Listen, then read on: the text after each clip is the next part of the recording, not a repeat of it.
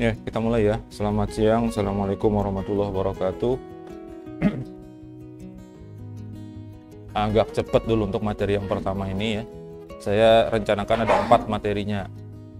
Nah, mudah-mudahan nanti sebelum jam 5 sudah bisa selesai. Ada praktek, jadi disiapkan aja ya. Yang pertama materinya adalah tentang paradigma dalam pemrograman. Ini di web kemarin sudah saya singgung-singgung juga ada ya. Nah, masih ingat yang ini nggak? Bagaimana caranya untuk membuat garis-garis seperti itu tanpa mengangkat alat tulisnya ya, dan dia tidak boleh ditulis 2 kali, tapi dia boleh berpotongan supaya dia terbentuk seperti itu. Mulainya dari mana? Nah, sering lihat di ini ya, di iklan di YouTube, di Instagram, di TikTok juga ada permainan yang seperti ini ya, menghubungkan berapa titik kayak gitu ya. Ada yang angka 1 ke 1, 2 ke 2 dan seterusnya. Nah, itu kurang lebih aja seperti ini ya. Mulainya harus dari mana kayak gitu ya. Nah, karena nanti ada hubungannya dengan yang namanya pemrograman. Ya, sebenarnya sudah kita bahas ini di semester lalu ya.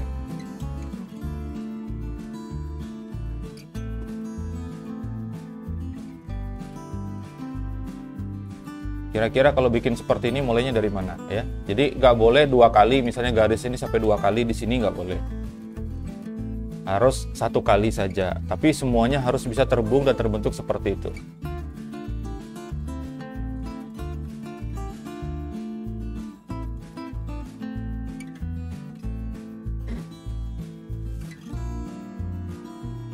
Bisa ya? Bisa. Nggak usah dijawab aja.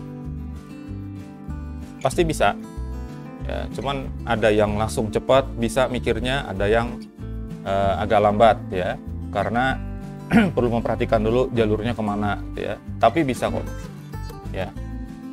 Misalnya kayak gini, kalau berpotongan dia boleh, tapi 2 kali nggak boleh. Nah, seperti ini sampai sini bisa. Terus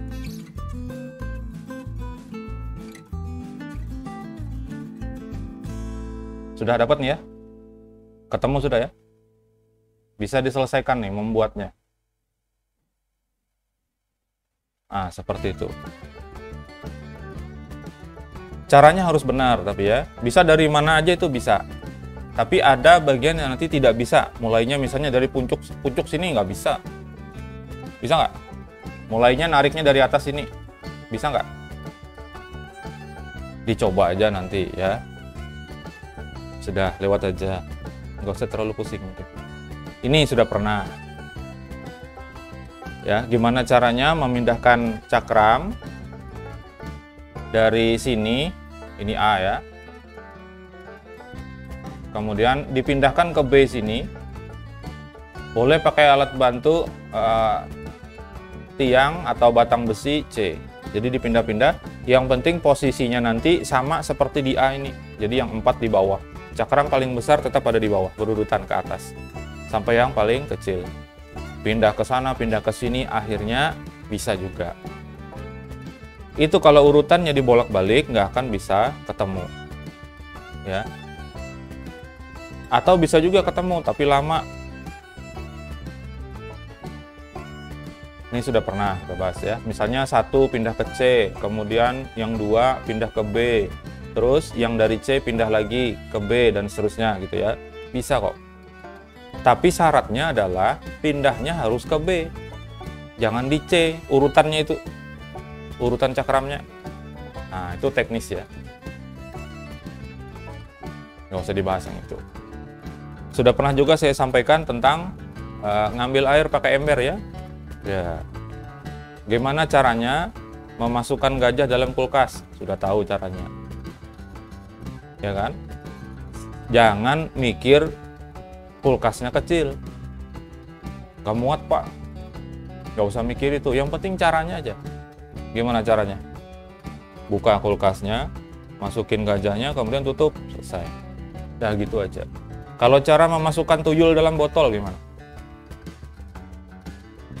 Gimana caranya masukkan tuyul dalam botol? Hah? Buka botolnya, dipanggil tuyulnya, terus masukin tuyulnya, terus ditutup. Gak usah dipanggil tuyulnya, anggap aja sudah ada ya. Nah, seperti itu ya. Itu algoritma namanya. Ada urutannya. Kalau dibolak-balik nggak akan bisa. Ya, ini pengulangan aja.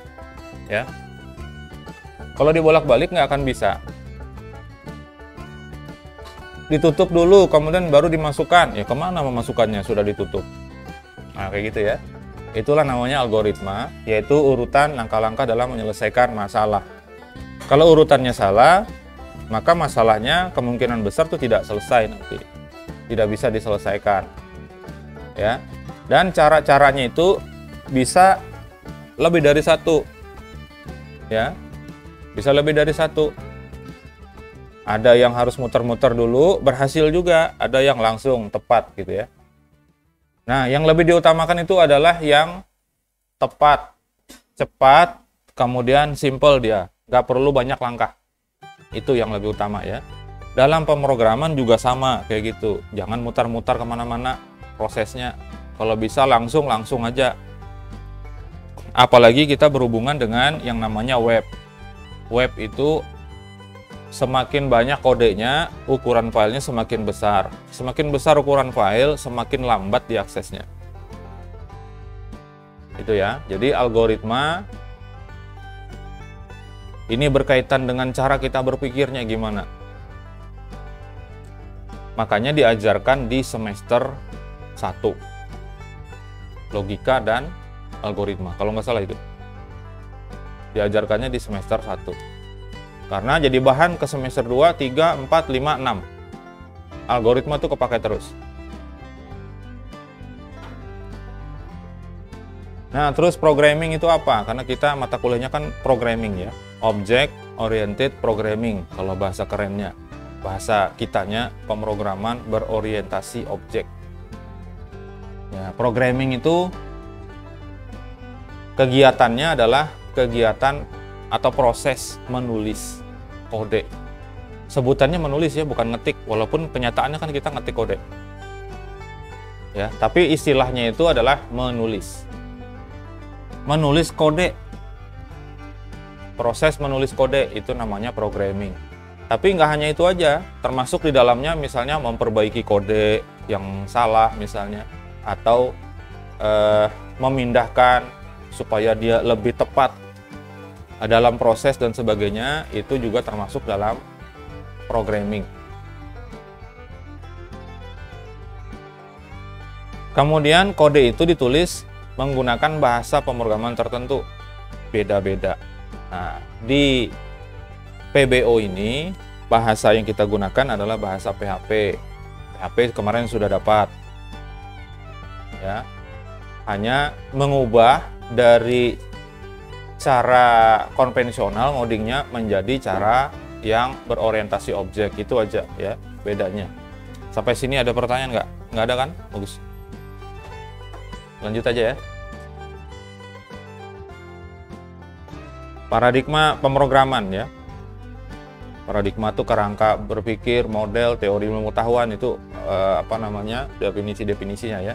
Bisa juga diartikannya sebagai metode, teknik, cara melakukan sesuatu. Ya. Kalau dalam konteks pemrograman, paradigma itu menjadi cara memprogram, cara nulis kode lah bahasanya kayak gitu ya. Nah, bahasanya ini setidaknya ada dua modelnya ya, paradigmanya. Yang pertama native programming atau procedural programming, yang kedua object oriented. Yang native procedural itu sudah kita bahas di web kemarin. Ya, itu native itu. Nanti dilihat aja bedanya ya. Kemudian yang object oriented ini yang dibahas dalam mata kuliah ini. Ya, intinya itu nanti sama. Membuat aplikasi sama seperti itu, tapi caranya berbeda. Nah, kalau native yang sudah pernah kita laksanakan itu ditulis secara dasar ya, natif namanya. Natif itu dasar, bawaan. Aslinya ya seperti itu nulisnya. Sifatnya linear dari atas ke bawah. Ya. Instruksinya dilakukan secara berurutan, sequence ya. Jadi per langkah dari atas ke bawah gitu ya prosesnya. Isinya ada prosedur, ada function, ada subroutine dan seterusnya. Walaupun nanti di dalam OOP itu ada yang namanya function juga. Nanti disebutnya metode ya. Nah, programnya di native itu bisa dibuat dalam bentuk yang kecil-kecil seperti fungsi ya. Kita pernah buat itu untuk tanggal ya, fungsi buat tanggal, kemudian fungsi untuk apa kemarin? Yang di web itu harga tiket. Harga tiket ada tanda titiknya kalau dia ribuan gitu ya. Nah, itu dipisah-pisah tuh. Yang tanggal sendiri, yang format angka itu sendiri ya. Ada di native juga ada seperti itu dan kita sudah praktekkan. Ya. Nah, sedangkan di OOP atau di PBO itu pendekatannya objek. Jadi segala sesuatu itu dilihat seperti benda kayak gitu ya. Nah, kodenya terstruktur nanti. Dan dia bisa lompat-lompat. Kalau native itu dia baca dari atas ke bawah kayak gitu. Nah, kalau dia OOP itu dia bisa lompat. Kita menuju ke fungsi yang ditentukan aja, bisa seperti itu ya. Objeknya bisa saling berinteraksi ya. Itu dalam prakteknya nanti kita melihatnya. Nggak bisa digambarkan langsung ya. Tapi pada saat praktek nanti kelihatan. Nah, kemudian objek dan sifatnya masih belum paham nih, objek itu apa, sifatnya itu gimana gitu ya. Ini pengantarnya dulu. Ya, bisa diturunkan. Gambarannya seperti manusia. Manusia itu kalau dianggap sebagai objek, ada orang tua kita. Orang tua kita ini punya nama, ya kan? Ada usia, atribut yang nempel di dirinya itu. Ya. Kemudian dia punya sifat. Sifatnya misalnya penyabar, sekaligus pemarah juga misalnya. Apalagi sifat-sifat manusia nih. Bisa tertawa, bisa bicara dan seterusnya ya. Mukul orang juga bisa. Nah, itu sifat. Sifat itu bisa diturunkan. Turunnya kemana? Ke anaknya. Anaknya juga bisa, marah-marah juga bisa, ya kan? Dan seterusnya. Nah, itu yang dimaksud dengan diturunkan. Menjadi objek baru lagi, tapi sifatnya bisa sama dengan yang di atasnya gitu ya.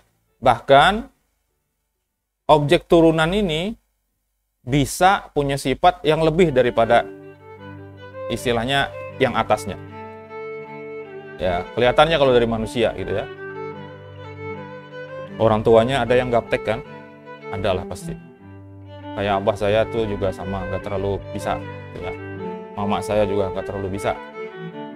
Tapi anaknya bisa. Nah, itu kelebihannya. Jadi bisa berkembang tuh. Yang turunannya ini bisa punya sifat yang lebih banyak.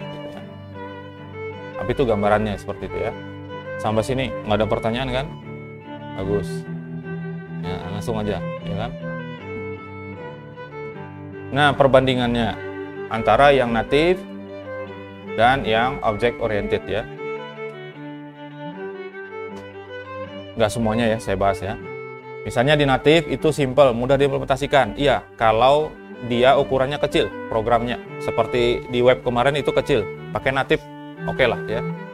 Tapi kalau tabelnya misalnya nanti sampai 5, 10, itu kalau native itu nggak disarankan lagi. Sebaiknya pakai OOP aja. Ya. Kode programnya mudah ditelusuri dan identifikasi. Iya, kalau masih kecil. Ya. Perlu sedikit memori. Ya, memang betul, ya. Tapi nanti akan sulit pada saat aplikasi itu besar. Sulit nanti ketika ada perbaikan kode dan seterusnya ya. Sedangkan kalau di OOP itu representasi dunia nyata seperti tadi saya bilang. Ada benda yang itu punya sifat, kemudian dia punya atribut yang menempel. Dalam pemrogramannya diperlakukan sama seperti itu ya. Kodenya ini bisa dibungkus. Dibungkus itu gimana caranya? Orang nggak bisa langsung mengakses ke dalam, gitu ya. Ada yang namanya istilahnya adalah encapsulation. Itu OOP. Kalau di native nggak ada. Ya. Kode-kodenya itu bisa digunakan kembali tanpa perlu nulis ulang. Nah, bedanya kalau dengan native itu kalau kita punya 3 buah tabel, CRUD-nya ya dibikin 3 juga. Ya, buat baca data, buat nambah data, menghapus, mengedit, itu dibikin 3 juga. Berarti totalnya ada 12. Itu kalau tabelnya 3. Karena satu tabel itu kan ada buat create-nya, buat nyimpen data, buat ngedit, buat menghapus, sama buat menampilkan. 4 itu ada untuk satu tabel. Kalau tabel punya 3, berarti 3 kali 4, 12 kita harus bikin kodenya. Padahal sama aja itu isinya. Yang beda apa? Yang beda nama tabel, nama field-nya aja. Perintahnya kan sama, insert, into, update, set, itu sama. Nah, kalau di OOP bisa tuh, yang 12 tadi dikurangi, hanya jadi 4 aja. Jadi 3-3-nya menggunakan fungsi yang sama. Yang dibedakan hanya nama tabelnya, nama field-nya, itu aja. Ya. Skalanya juga bisa lebih luas. Nanti merasakannya itu adalah di semester 6. Di mata kuliah pemrograman framework. Nah, sebelum sampai ke sana, PBO ini harus benar-benar dipelajari. Karena pemrograman framework itu basisnya adalah PBO ini. Jadi kalau nggak paham sama sekali bahkan tentang PBO ini, susah masuk ke framework nanti. Itu sudah dirasakan oleh kakak tingkat kalian. Sekarang mereka semester 6, semester 4 kemarin saya juga yang ngajar PBO-nya. Saya tinggal ngomong. Nah, sekarang baru menyesal kemarin nggak benar-benar ngikut mata kuliah PBO. Karena PBO ini nanti dipakai dalam framework, ya. Jadi ngodingnya nggak kayak kita web kemarin itu nggak. Ya, kalau sudah PBO. Beda ya. Nah, itu aja, nggak perlu semuanya saya bahas ya. Gambarannya seperti ini. Nah, kalau native atau prosedural itu nulis kode ulang. Seperti saya bilang tadi, buat nyimpan. Padahal bisa aja kode nyimpan tuh cukup 1 aja, dipakai untuk banyak tabel. Nah, di native bikin terus, ngulang-ngulang kerjaan yang sama, gitu ya. Itu diistilahkan dengan reinvent namanya. Nah, kemudian kalau dia berbasis objek, ya kita bisa pakai yang sudah ada kodenya. Kode yang sudah ada buat nyimpan ini kita pakai juga buat tabel yang lain. Jadi nulisnya cuma 1. Ya, berarti lebih banyak waktu yang bisa dihemat buat mengerjakan. Gitu ya. Nah, istilah itu disebut dengan reuse namanya. Menggunakan kembali apa yang sudah ada. Dan harusnya seperti itu. Ya.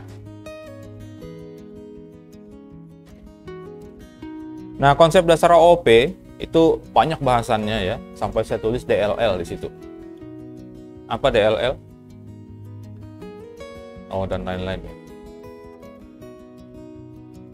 Ya, konsep yang pertama ya berkaitan dengan kelas. Ada istilah kelas, objek, properti, method, ada constructor dan destructor. Ada inheritance ya. Ada lagi namanya instance. Ada visibility member atau access modifier ya. Ada setter and getter. Tapi semuanya ini nggak akan kita bahas total ya. Ada bagian tertentu aja yang kita bahas, yang kita perlukan aja. Karena pada saat nanti masuk ke dalam framework, itu tidak semua ini juga digunakan. Ya, jadi konsepnya di mata kuliah ini adalah apa yang nanti akan kita buat. Gitu ya. Ada namespace. Nah, beberapa di antara yang kita bahas nih ya. Ada kelas, objek, property, method, constructor, inheritance, visibility member, setter getter ini dibahas. Ada encapsulation istilahnya. Kemudian ada nih namespace, MVC, mudah-mudahan bisa nanti dipraktekkan ya. Ada yang namanya method chaining, ya, ada magic method. Nah, itu dibahas nanti.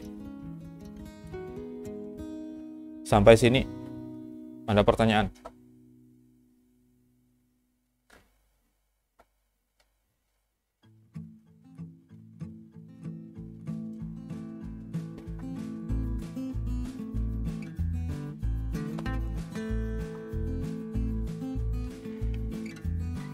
Sudah dapat gambaran kira-kira? Belum ya? Bagus. Jujur aja ya, bagus.